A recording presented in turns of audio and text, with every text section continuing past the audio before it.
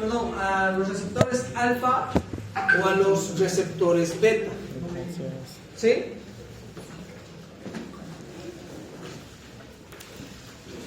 Como ahí ustedes observan la diapositiva y nos ayuda a recordar mucho, los receptores alfa 1 están relacionados a los vasos sanguíneos, ¿cierto? Los alfa 2 van a estar para inhibir a las neuronas preganglionares, los beta 1 a nivel del corazón y los beta 2, ay canijo, se me fue.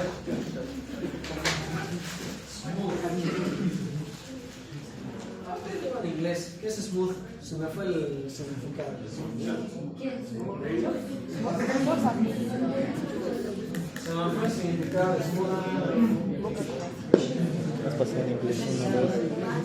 No lo sé.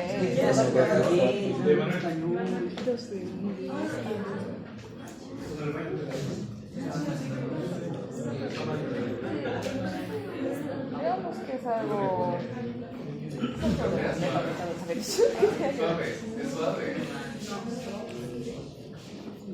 No, no es. Gracias.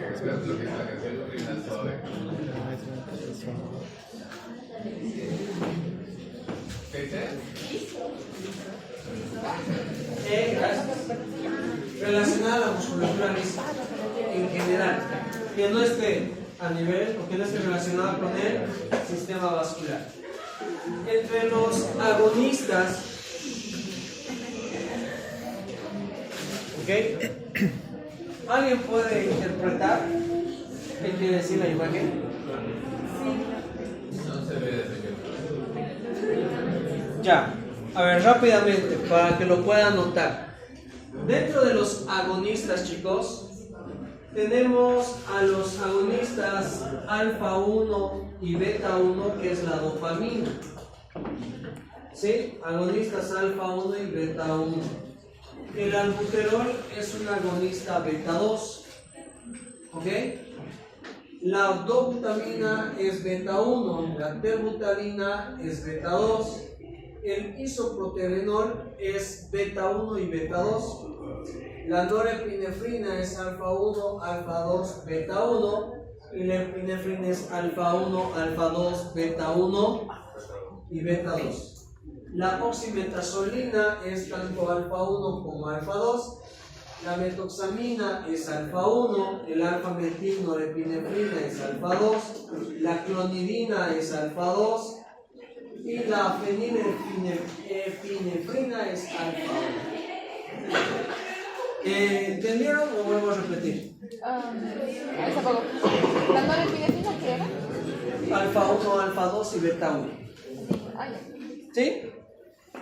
Todos estos, chicos, agonistas, es decir, van a estimular a la función simpática. ¿Ok? Los que van a ir en contra de la función simpática, que son los antagonistas, tenemos al labetalol, que es antagonista alfa 1 y antagonista beta 1, beta 2. El propanolol es antagonista beta 1, beta 2. La fentolamina es antagonista alfa 1, alfa 2.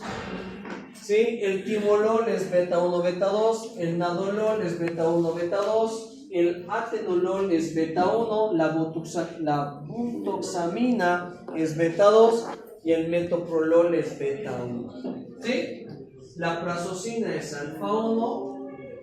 Y con eso estamos. ¿Ok? ¿De acuerdo? La yoimbina se llama. Yoimbina es alfa 2. ¿Pero por qué tiene la ¿Qué? La cosa de abajo. No, la flechita está mal. Es solo alfa 2. ¿Ok? ¿Estamos? Sí. Muy bien, ya tienen como 20 medicamentos para estar. Esos son también medicamentos. ¿Para qué me sirven los alfa-adrenérgicos? ¿Qué quiere decir? Estimulantes de los receptores alfa 1. Alfa 1, ¿qué función tenía? A nivel vascular. Muy bien. Entonces, estos receptores alfa 1, estos fármacos alfa 1, ¿sí? Se van a utilizar en qué casos? En casos de hipotensión, en casos de shock, ¿sí? Donde está deprimido principalmente el sistema cardiovascular, ¿ok? En procesos de anestesia, ¿ok? ¿Qué es lo que van a hacer? Van a aumentar la fuerza de contracción y van a aumentar la velocidad de conducción a nivel del nodo auriculoventricular. ¿Para qué? Para que de esta manera, valga la redundancia, aumente la frecuencia cardíaca. De forma indirecta van a estimular a los beta 1. ¿Por qué? Fisiología, si yo aumento la vasoconstricción, fisiológicamente, ¿qué va a pasar? ¿Aumenta la frecuencia cardíaca o disminuye la frecuencia cardíaca? Aumenta la frecuencia cardíaca. Entonces, si yo utilizo alfa-adrenérgicos, alfa 1, produzco vasoconstricción. Por lo tanto, de forma indirecta, a mi corazón, ¿qué voy a hacer? Que aumente su frecuencia cardíaca. Es por eso que se utiliza en casos de shock o de hipotensión en estos casos con estos pacientes. ¿Sí? Sin embargo, ¿sí? Si nosotros hablamos de los receptores beta 2, ¿qué quiere decir? Que estos van a actuar a nivel de la musculatura lisa, a nivel de los bronquios, ¿sí? ¿Me va a producir qué?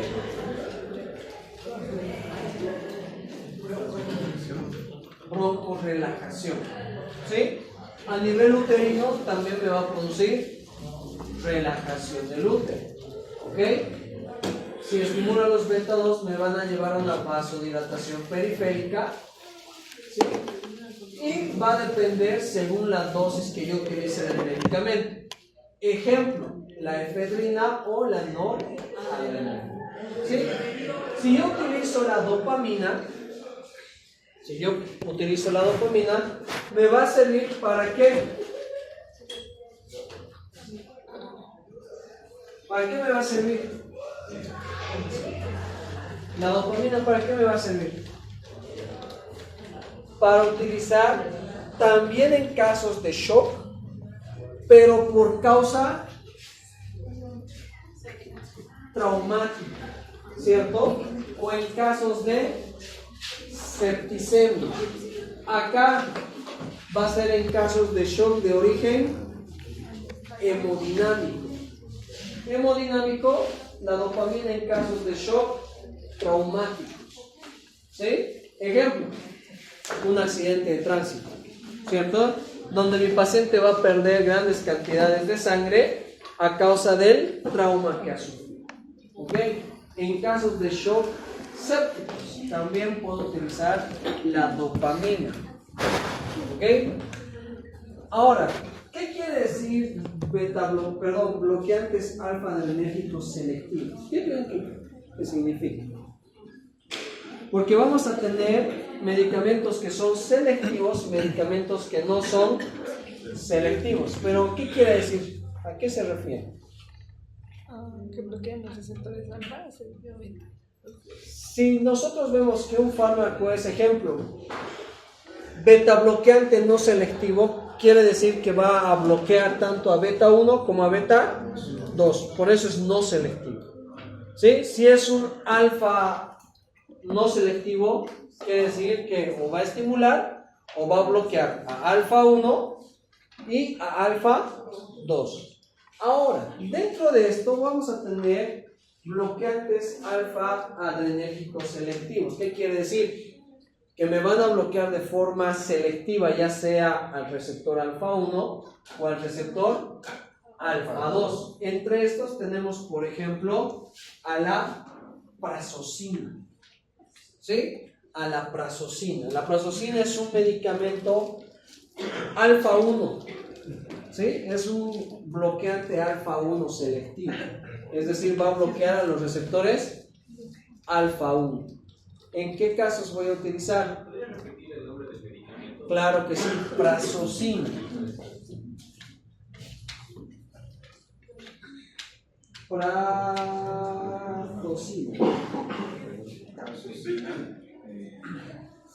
Oh, no, mentiras, al revés, prazosina. Prazosina. ¿En qué casos voy a utilizar?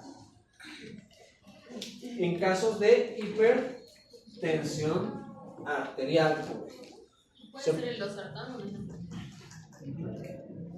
Puede ser el losartán, claro que sí.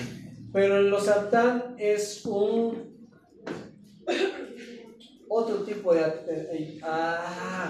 tipo de antihipertensivo. ¿Sí? Pero sí, el losartán sí. Betabloqueantes sí. ¿Sí? Y entre bloqueantes beta-adrenérgicos que se pueden utilizar para lo que es la hipertensión, en casos de angina de pecho, se puede utilizar en casos de insuficiencia cardíaca congestiva, en casos de arritmias, ¿sí? En casos de migraña también. ¿Ok? Esto en generalidades.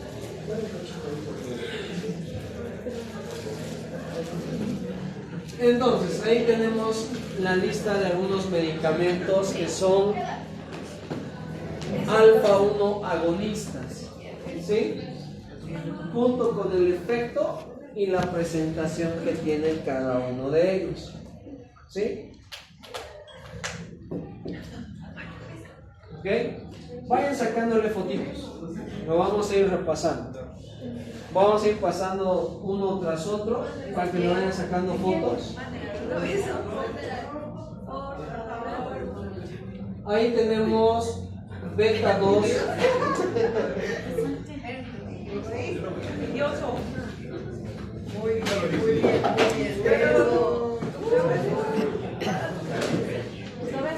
Ahí tenemos a agonistas beta 2. ¿Ok? Con la función y el efecto que presentan. Este es un resumen.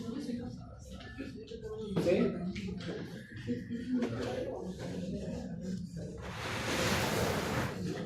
Veo más claro. Luego tenemos los los alfa bloqueantes selectivos, alfa 1 bloqueantes.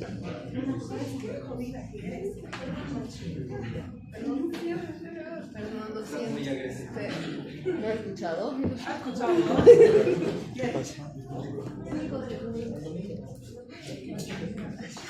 A ver. No, lo veo. No, siga.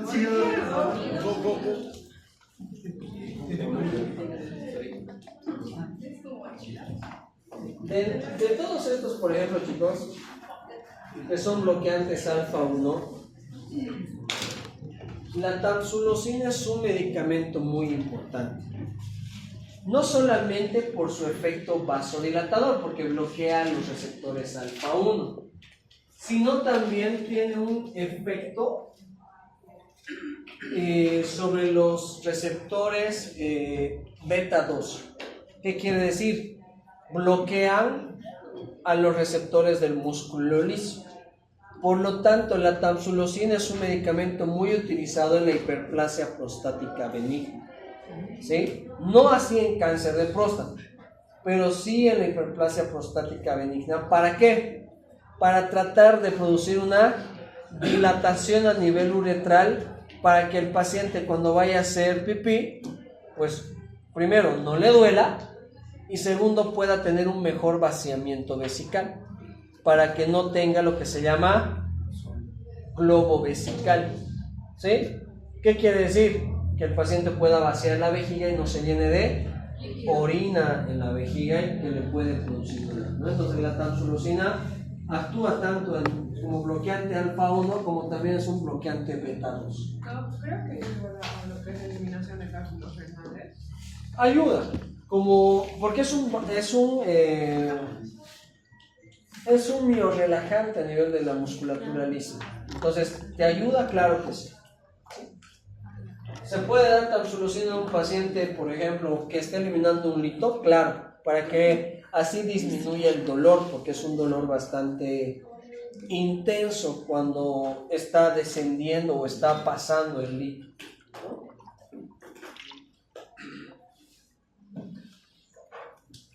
Dentro de los beta bloqueantes tipo 1, principalmente van a ser aquellos que ayuden al corazón. ¿Sí? Los beta bloqueantes que ayuden al corazón. Principalmente si es de tipo 1, porque va a actuar directamente sobre el corazón. La función en general de todos estos va a ser disminuir la frecuencia cardíaca en general. Todos ellos van a disminuir, por lo tanto, la fuerza de contracción y van a disminuir el gasto cardíaco. ¿En qué casos podríamos utilizar un beta bloqueante tipo 1?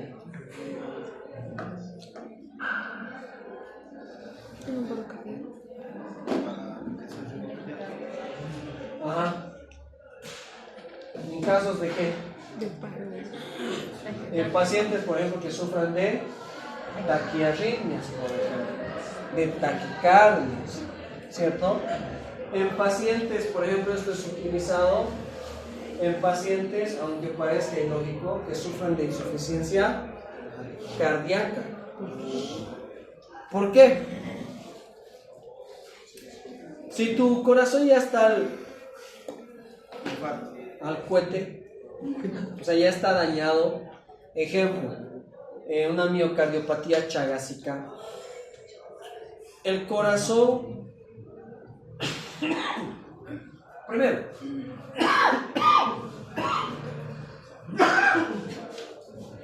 el sistema nervioso central sabe que tenemos un corazón. ¿Sí sabe?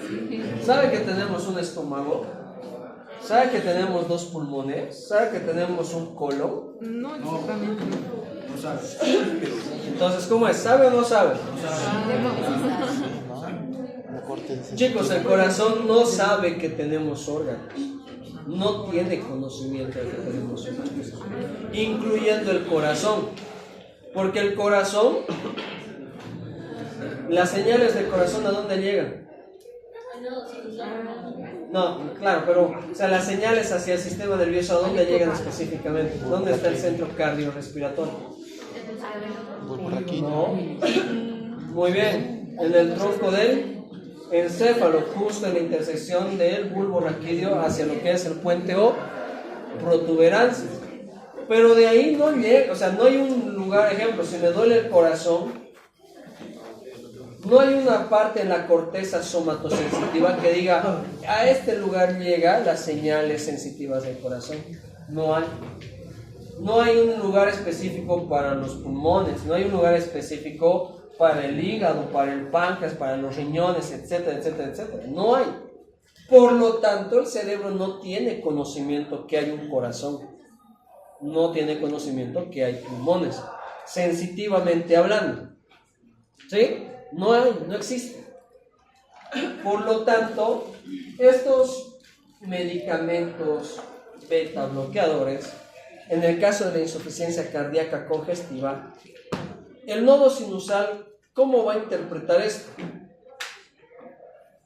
No estamos eyectando la suficiente cantidad de sangre, por lo tanto necesito estimular más a mis fibras musculares. ¿Va a tener un efecto? ¿Sí? Ejemplo, si yo tengo mi corazoncito con una cardiopatía chagásica, ¿sí? Mi nodo sinusal está en la aurícula derecha, mando a la aurícula izquierda, tiene 3 en la aurícula que van hacia el nodo auricular, pasa por el haz de His, el haz de His se divide en sus 2 ramas, derecha e izquierda, se dirige hacia el ápice y luego giran lo que son las fibras de Purkinje. Ahí está el sistema de conducción. Si el corazón crece, mis fibras, ya hipertrofia muscular, mis fibras de Purkinje también crecen. ¿Sí o no? ¿Tiene esa capacidad de crecer? No. No. no crecen. Por lo tanto, el estímulo va a llegar, si vale el término, por decir, solo hasta la mitad del ventrículo izquierdo. La otra no se contrae, o si se contrae es muy débil la contracción. Por lo tanto, el nodo sinusal, ¿qué va a tratar de hacer? Mandar mayor cantidad de señales para compensar este déficit que hay. No va a decir, ay, el corazón está grande. No lo interpreta así. Simplemente lo interpreta falta fuerza de contracción, porque no está eyectándose la cantidad suficiente de sangre.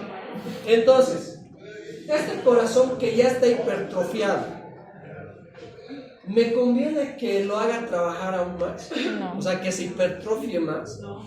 No, ¿cierto? Necesito hacerlo descansar, si vale el término. Entonces, ¿qué voy a utilizar? Beta bloqueado. Beta bloqueadores.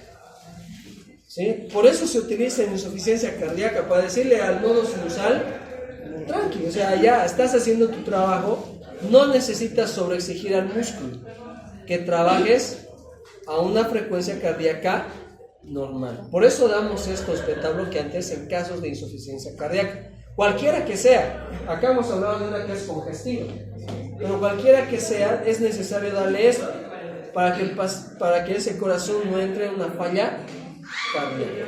¿Sí? ¿Estamos? Los antiarrítmicos tienen otra función. A ver, acá el beta-bloqueante va a actuar sobre el músculo cardíaco y el antiarrítmico va a actuar directamente sobre el nodo sinusal. ¿No? Son dos funciones completamente diferentes. Cuando lleguemos al corazón lo vamos a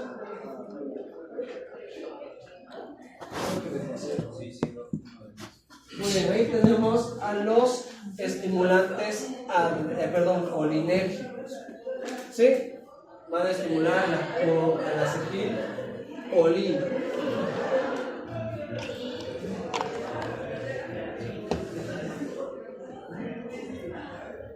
¿Ok? Entre ellos tenemos, por ejemplo, el inhibidor de la acetilcolinesterasa, muy utilizado en lo que es la enfermedad de Alzheimer, como habíamos mencionado, dado que va a ayudar al tema de mejorar temporalmente la memoria en el paciente, la capacidad de razonamiento, ¿sí? Temporalmente, ¿por qué? Porque la enfermedad de Alzheimer es una enfermedad degenerativa, pues va a seguir degenerándose, por lo tanto cada vez va a requerir mayor cantidad de dosis, hasta un punto en el que ya dosis máximas ya no produzcan ningún tipo de efecto, ¿no? En el caso del Alzheimer simplemente el tratamiento es para disminuir los síntomas. ¿Sí? La fisostigmina tiene una función muy similar, la ribastigmina también. Todos son inhibidores de la acetilcolinesterasa. Entre los anticolinérgicos, esto ya sobre los receptores muscarínicos de tipo 1, ahí tenemos a la atropina, a la escopolamina, esto es butilbromuro, por si acaso quiere decir esto bebé, butilbromuro de iosina, ¿sí? Y a la tropicamina, cada uno con una función específica, ¿sí? Y hasta ahí. Muy bien, ¿dudas, preguntas? Muy bien. Tenemos un segundito que enseguida. Chicas, ¿me ayudan a poner imágenes?